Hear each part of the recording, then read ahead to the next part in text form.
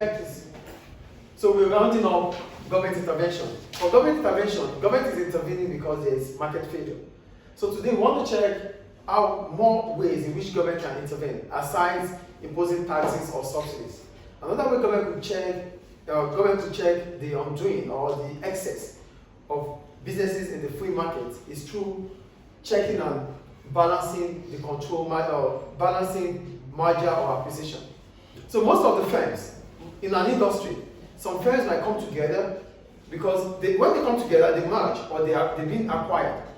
They do this because they want to reduce the cost or they want to reduce the choice of customers. Get the point here. We're saying government is interfering because government wants to encourage competitiveness. Stop writing. Government wants to encourage competitiveness. So one way to do this is to stop whatever will bring about anti-competitive practices. Anti-competitive practices means less competition in the market. So one way to do this is to ensure that during merger or acquisition, which is takeover, firms are doing it for the purpose of increasing output, not to put customers into vulnerability. So what I'm saying is this. If, for example, we have, in an industry, we have firm A, B, C, D, E, and F in this industry, which it simply means we have 1, 2, 3, 4, 5, 6 choices for customers.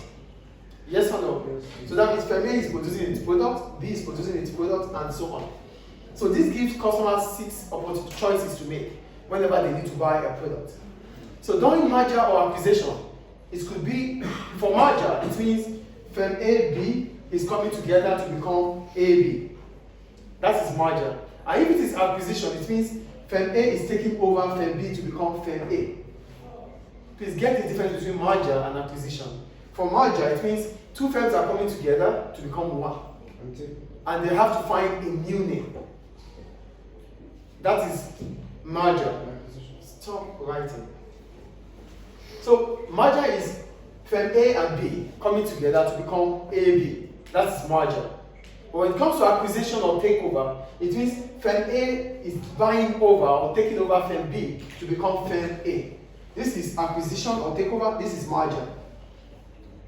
Do you understand the difference here? Do we understand the difference or not? Yes. Good. Do you understand? Okay. Do we all understand the difference here?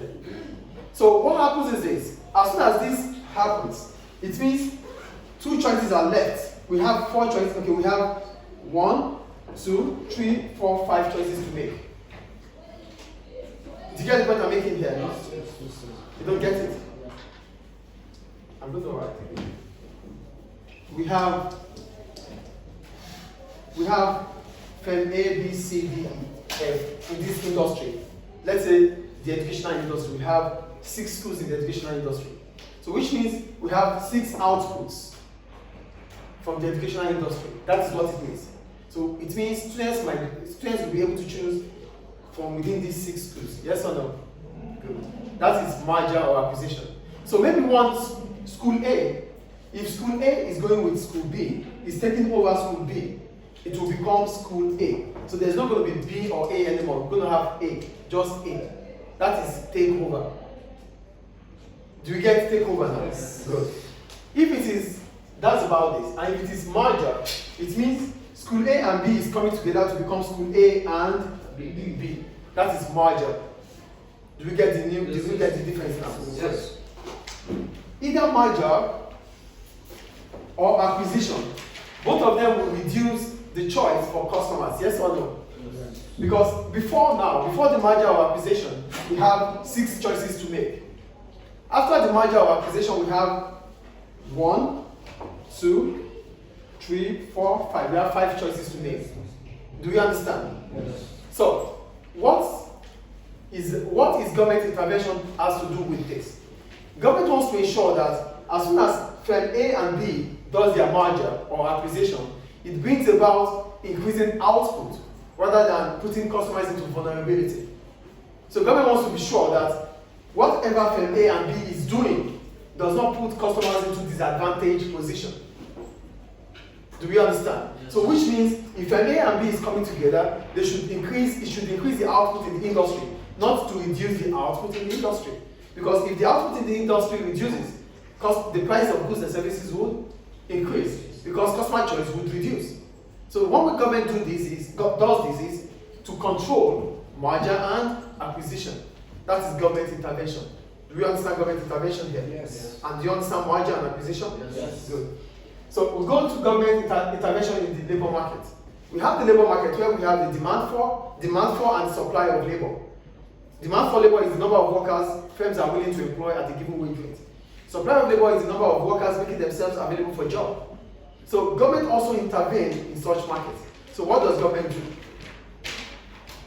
Here I wrote, one way government intervenes in the labor market is to set legal minimum wage. And when we talk about the legal minimum wage, we're talking about the least amount that the law says you should pay to the lowest ranked officer or employee in the society or in the country. You must not pay below it. That is minimum wage. Do you understand the minimum wages? Yes. Yes. If someone has a minimum wage, can like give